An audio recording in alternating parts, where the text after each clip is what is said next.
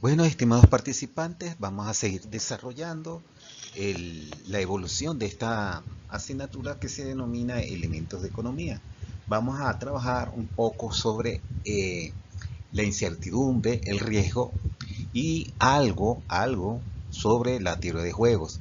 Son temas muy interesantes porque lo que tiene que ver con la incertidumbre y el riesgo abarca materias significativas dentro de una carrera, por ejemplo, de administración, de economía, inclusive en la carrera de ustedes, porque yo he tenido la oportunidad de ser tutor de estudiantes de ingeniería de sistemas en los cuales se toca elaborar como tesis una evaluación de proyectos y ellos han tenido que hacerla. Entonces, la aplicación de las herramientas que tiene que ver con la evaluación de proyectos en cuanto a futuro, hacia el futuro con riesgo o incertidumbre, pues siempre es un elemento significativo en donde hay mucha tela que cortar. Entonces, lo que vamos a tocar acá es simplemente significativamente corto. Tenemos también la gestión de toma de decisiones, toda una teoría sobre ello. Hay premios Nobel sobre lo que es la teoría de juegos. Yo les recomiendo que vean, para que comprendan la importancia de la teoría de juegos, Una mente brillante, que trata de reflejar la vida de Nash, desde estudiante en la universidad hasta que gana el premio Nobel de economía. Entonces es importante que lo que se está diciendo acá son unas breves pastillas, pero que en el futuro profesional ustedes lo tengan presente. Bien, seguimos entonces con el desarrollo de nuestra unidad 3 y básicamente con el tema 8 que tiene que ver con esto, ¿no? Bien, entonces tenemos acá el desafío del futuro. Elementalmente es esto, ¿no? El tema 8 es el riesgo, la incertidumbre y la teoría de juegos. El desafío del futuro. Vamos a ver si arreglo un poco esta vista. Ajá, un poco. Entonces, navegando lo desconocido, riesgo, incertidumbre y estrategia. Concepto central. Las finanzas y la microeconomía estudian cómo las personas asignan recursos a lo largo del tiempo y manejan el riesgo. Nosotros en nuestra escuela de administración manejamos mucho esa parte fundamental y hay toda una ciencia cuantitativa y cualitativa que se denomina administración financiera. Acá en la Facultad de Ingeniería está Ingeniería Económica, pero lamentablemente la quitaron. Yo no entiendo por qué quitaron Ingeniería Económica. Básicamente se daba en Ingeniería de Sistemas hace unos años y también Ingeniería Mecánica. De hecho, tanto es así que a mí me buscaron para evaluar un nuevo concurso de oposición por la parte de Ingeniería Mecánica, donde para ellos es fundamental la evaluación de proyectos que caen bajo el estudio de la ingeniería económica. Entonces está eso, la administración financiera, la ingeniería económica y está lo que es la evaluación, la formulación y evaluación de proyectos, en la cual gracias a Dios tengo experiencia porque varios años de esa materia. Interesante, interesante, interesante. A la gente que le gusten las matemáticas y las finanzas, pues les recomiendo. Son muchos los ingenieros que tenemos en nuestro posgrado en administración, en la mención finanzas, que les encanta esa parte, que la combinan con la ingeniería y es espectacular. En mi caso, por lo menos yo soy administrador, licenciado administrador en administración, son contador técnico y me fui por la parte de ingeniería industrial. Entonces a veces hay unas combinaciones interesantes. Entonces, como se dice aquí, las finanzas y microeconomía estudian cómo las personas asignan recursos a lo largo del tiempo y manejan el riesgo. Es fundamental eso. El objetivo de esta clase es diferenciar entre lo que podemos medir y lo que solo podemos conjeturar. O sea, en el sentido, pues, a veces en economías estables es muy bonito proyectar los flujos de fondo. Cuando me refiero a flujos de fondo son lo que genera un proyecto dada una inversión, ¿no? Flujo de fondo neto básicamente a grosso modo es la diferencia entre ingresos y egresos. Y está el neto, eso que genera el proyecto a través del tiempo y que esa es la rentabilidad si nosotros deseamos invertir en un determinado proyecto. Claro, mientras más gruesos sean esos flujos de fondos hacia el futuro, al actualizarlos, considerando el valor del dinero en el tiempo, yo le resto la inversión que yo he tenido, porque eso es un flujo negativo para mí, y si queda un excedente, ya nosotros podemos decir que el proyecto es bueno. Pero si el proyecto es si el flujo de fondo neto, el valor actual neto es negativo, significa automáticamente que si yo invierto en el proyecto hoy, pues voy a tener una pérdida de tanto. Si es negativo, ahora si es positivo, es un excedente positivo, por supuesto. Y todos esos elementos tan sencillos que se dicen hablando, pues hay metodologías matemáticas para poderlo calcular. Entonces, el objetivo de la clase es diferenciar entre lo que podemos medir y lo que solo podemos conjeturar, y entender cómo nuestras decisiones dependen de las acciones de los demás. Cita clave: el futuro es desconocido, el resultado real podría acabar siendo muy diferente del que se esperaba. Pero si nosotros no nos arriesgamos en nuestro futuro, pues también perdemos la oportunidad de ganar. Por ejemplo, están ustedes que están apostando por su futuro como profesionales.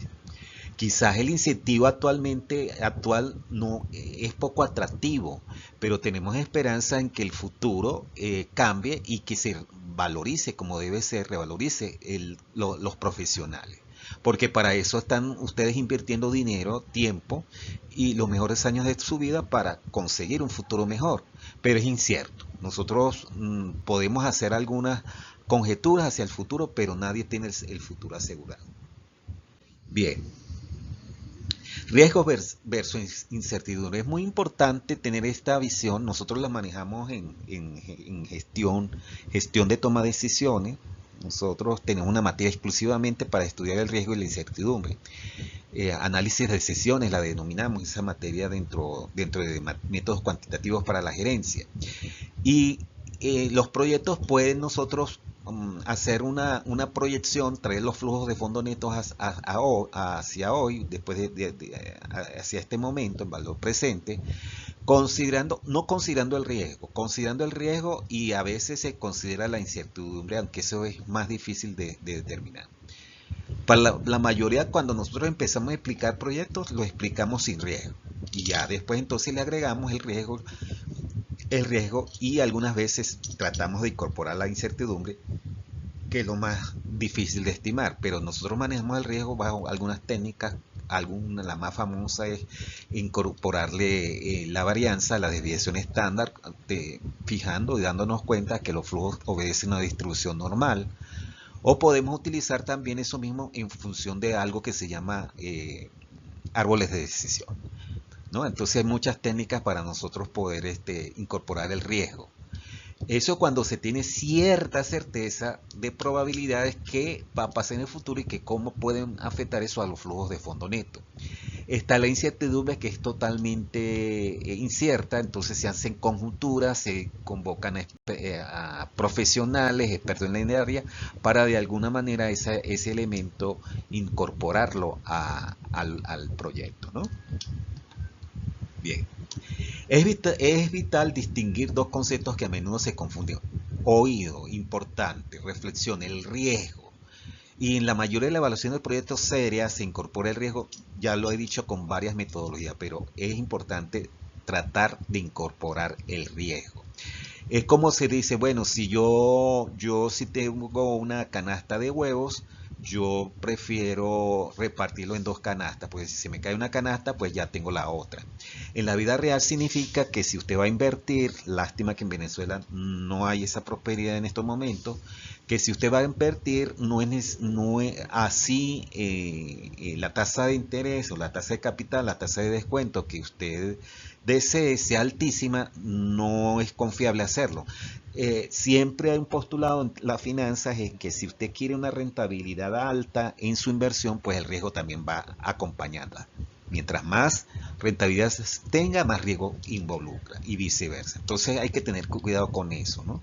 Entonces, ¿qué es lo que recomiendan los asesores financieros?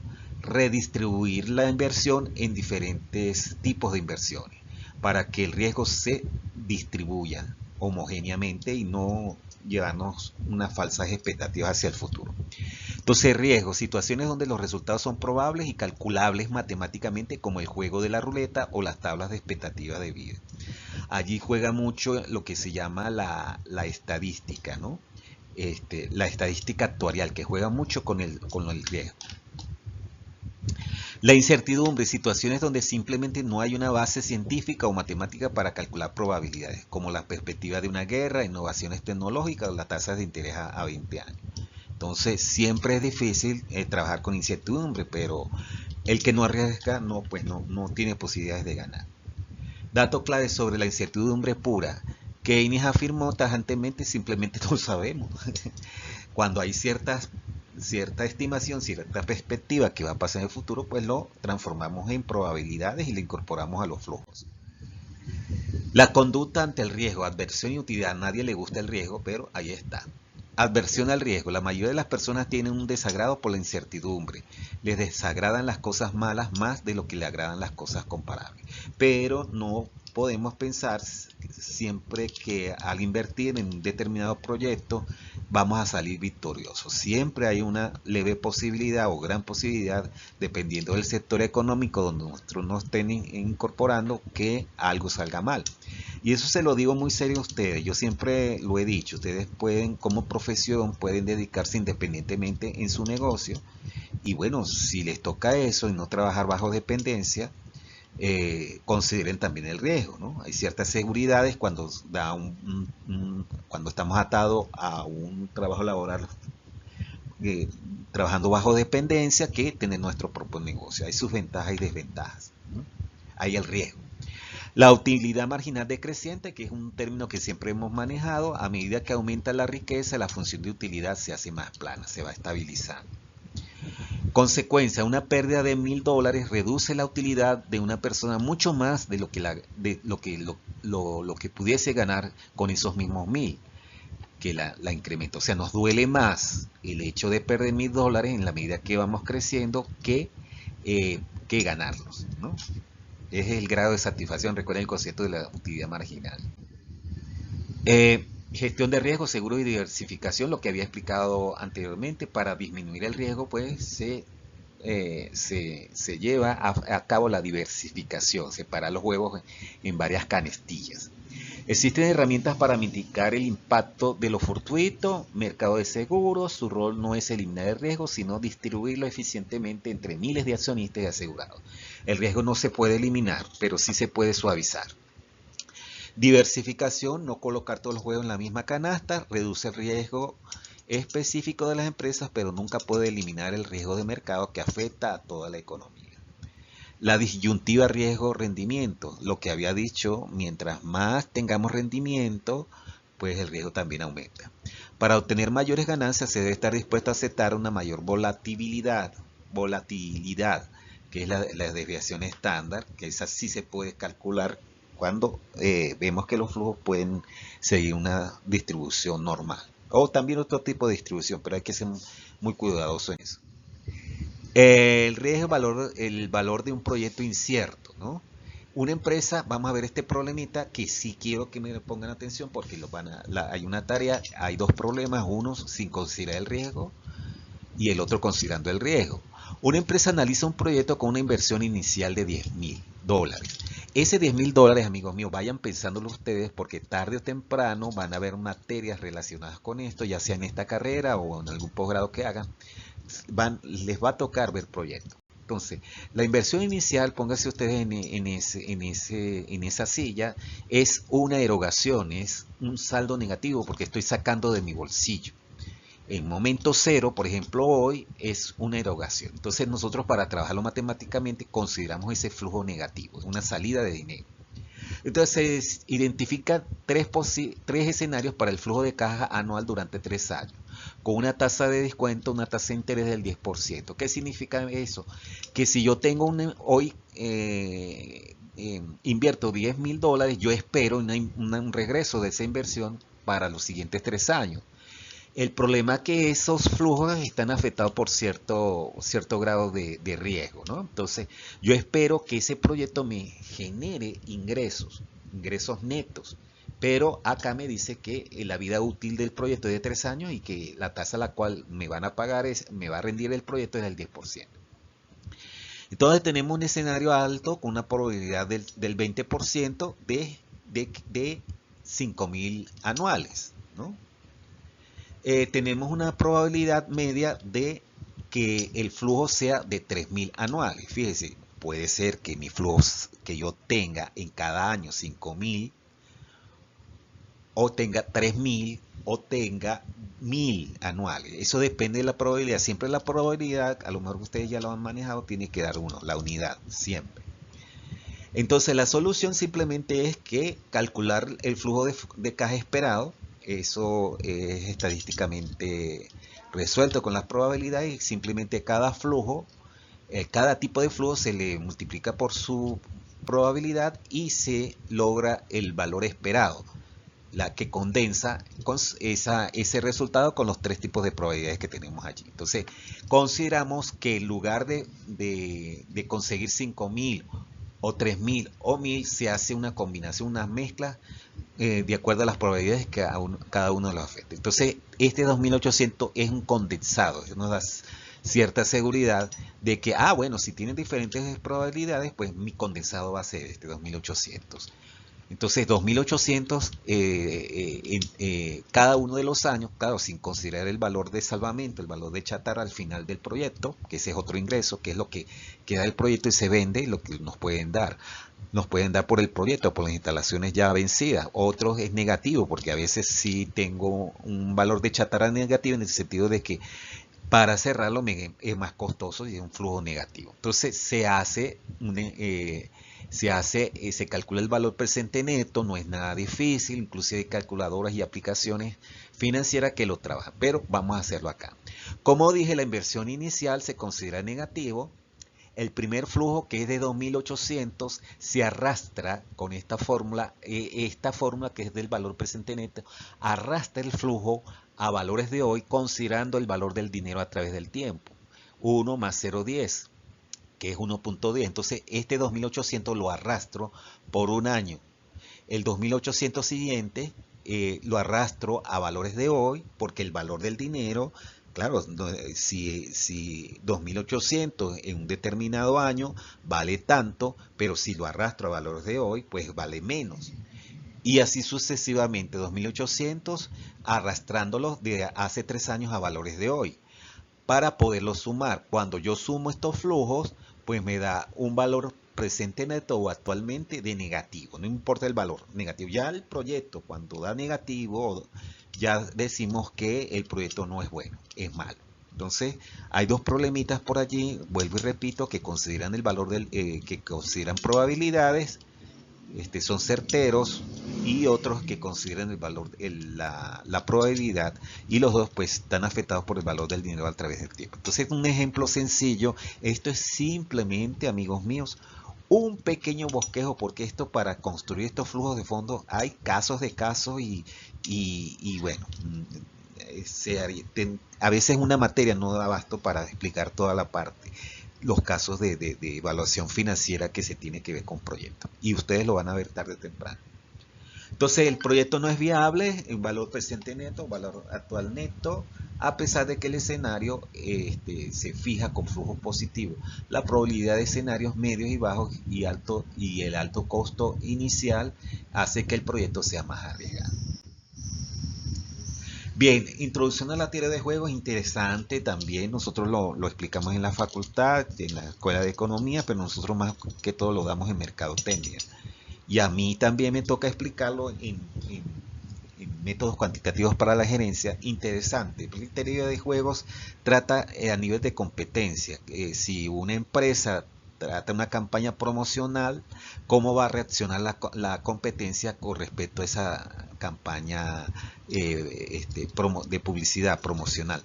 Y hay varios tipos de juegos. Está el juego suma cero, el juego que es win to win, estrategias diversas. Bueno, no voy a entrar en detalle de eso. Lo que sí les agradezco, si pueden ver la película Una mente brillante, todo el drama que se juega allí hasta que este señor Nass, premio Nobel de Economía, gana el premio por haber presentado estos juegos, y que son bastante aplicados a la gerencia.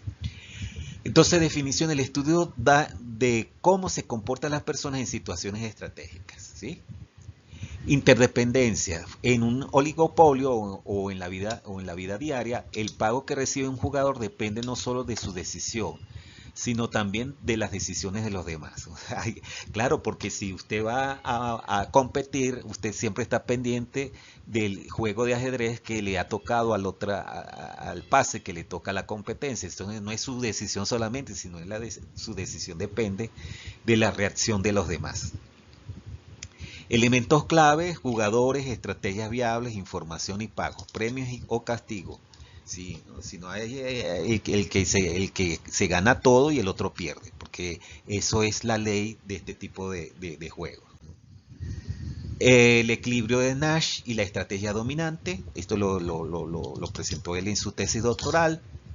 ¿No? Estrategia dominante es la mejor acción que un jugador puede seguir, sin importar lo que elijan los demás. O sea, su mente no debe reaccionar impulsivamente, sino analizar la situación, independientemente de la decisión que ellos pudiesen tomar. El equilibrio de Nash, situación en la que los agentes económicos seleccionan su mejor estrategia, dadas las estrategias de los demás. Entonces él tiene un juego interesante, ya lo había dicho, que es el suma cero.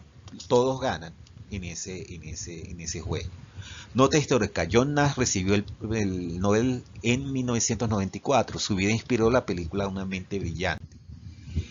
El dilema del prisionero. Este juego ilustra por qué la cooperación es difícil de mantener incluso cuando beneficia a todos. Siempre hay un recelo, eso es evidente. Y eso lo vimos todos. Fíjense que en la facultad, bueno, nosotros pertenecemos a varios institutos de investigación y siempre estamos pendientes de captar los mejores profesores que nos contribuyan con sus puntos, porque si estos puntos engrandecen el instituto, por lo menos en nuestro caso, en nuestro Instituto de Investigación y Administración, pues el renombre va a ser significativo, ¿no? Que de eso, por cierto, confieso que estoy un poco descuidado, necesito más investigaciones para aportar desde el punto de vista de renombre personal como investigador y como al instituto al cual estoy adscrito. Entonces la lógica, dos delincuentes confesos, escuchen bien, dos delincuentes confesos pasan menos tiempo en la cárcel si ambos callan, pero el interés propio lo induce a confesar, estrategia dominante, terminando ambos en una situación peor. Claro, dicen, no, si yo confieso me rebajan la pena y si yo doy todo lo que digo todo lo que sé, pero a la final el otro también dice todo lo que sé y se involucra más bien, en vez de salir beneficiado, pues se hunden ambos. Entonces ambos terminan en una situación peor. Aplicación económica, los cárteles como la OPEP suelen fallar porque cada miembro tiene el incentivo individual de producir más para ganar más, aunque eso baje el precio para todos. Eso lo vivimos cotidianamente, como algunos miembros de la OPEP violan los acuerdos y bueno, el cártel no tiene éxito, inclusive está saliendo algunos participantes afiliados a este cártel internacional de energía. Juegos secuenciales, inducción hacia atrás, concepto en juegos como el ajedrez, un jugador observa el movimiento previo del otro antes de decidir. Típico en la planificación estratégica y en los juegos y en la teoría de juegos mucho más. Inducción hacia atrás, el método de analizar primero qué hará el último jugador en el árbol de decisión. El árbol de decisión es importante porque analiza el riesgo los problemas que ustedes van a resolver es como una minúscula parte de una gran envergadura de problemas que se relacionan con el riesgo utilizando árboles de decisión. Entonces, inducción hacia atrás, el método de analizar primero qué hará el último jugador en el árbol de decisión y luego retroceder hacia el inicio para elegir la estrategia de óptima hoy. O sea, interesante. Esto, claro, lo visualizaría mejor haciendo un problema de árbol de decisión, pero yo estoy seguro que con el pasar de los semestres, algo de esto a lo mejor se les llega a tocar. Inconsistencia temporal ocurre cuando una gente hace una promesa o amenaza, como el Banco Central prometiendo inflación cero, que no tendrá incentivos de cumplir cuando llegue el momento de actuar. Esto se refiere más que todo a política macroeconómica. Cuando las instituciones del Estado dicen ciertas cosas que influyen en los mercados y a veces no es cierto, simplemente para alterar la economía en ese momento, por lo general en beneficio del gobierno de turno. Datos sorprendentes y verificables. El valor de la vida. Los economistas calculan el valor de una vida humana analizando los riesgos que las personas asumen voluntariamente por dinero. Por ejemplo, salarios más altos en empleos peligrosos. Hay un riesgo allí, pero hay mayor beneficio. Bueno, la relación allí, rentabilidad, riesgo. El valor estimado es de unos 10 millones de dólares. Sentido de justicia. En el juego del ultimátum, las personas suelen rechazar ofertas injustas, como recibir $1 de $100, prefiriéndose quedarse con nada antes que validar una distribución desigual. Y ahí juega un poco el egoísmo también. Juegos, todo este tipo de juegos se ilustran en libros especiales sobre teoría de juegos y planificación estratégica. Naturaleza animal. Experimentos demuestran que incluso los monos capuchinos rechazan ofertas desiguales si ven que a otros se les da un premio mejor. El típico egoísmo, ¿no?, que tenemos nosotros muchas veces como estudiantes también. Recuerdo cuando estudiante que teníamos un grupo y claro, habían integrantes a la hora de conformar los grupos, buscar mejores estudiantes para conformar esos grupos. Pero a veces hay buenos estudiantes que muy egoístas no presentaban pues esa solidaridad si les tocaba trabajar no en grupos sino individualmente. Entonces hay siempre ese factor que siempre afecta pues obtener mejores beneficios. Conclusión e inspiración. La economía es una esencia moral. No se trata solo de números, sino de entender cómo la información imperfecta y las personas imperfectas interactúan en un mundo desordenado. Mentes frías y corazones ardientes. El análisis riguroso del riesgo no debe hacernos insensibles, sino darnos herramientas para proteger el bienestar social. Todos enfrentamos el riesgo, inclusive en nuestra relación de noviazgo, ¿no? Si nuestra pareja será lo que nosotros buscamos, si nosotros podemos enfrentar todos esos requerimientos que nuestra pareja quiere, o sea, todo es riesgo, porque no queremos el fracaso, no queremos el divorcio, no queremos la separación. O me quedo solo, me quedo siendo un soltero y disfrutar de la vida sin compromisos. Todo tiene su riesgo. Eso es muy bonito por una parte, pero por otra parte tiene sus desventajas. Eso ustedes lo saben muy bien. Mensaje final: la vida está llena de apuestas, la economía te enseña a calcularlas, no a evitarlas, entonces mucho cuidado, ¿no? El hecho de copiarse en los exámenes y hacer trampa en las actividades trae su riesgo porque uno también se quiere hacer la vista gorda, pero sabe quién lo está haciendo. Entonces hay un riesgo por ahí. Y bueno, en ese sentido, muchachos, terminamos esta clase y que bueno, les aprovechen la actividad que nos toca desarrollar. Saludos pues.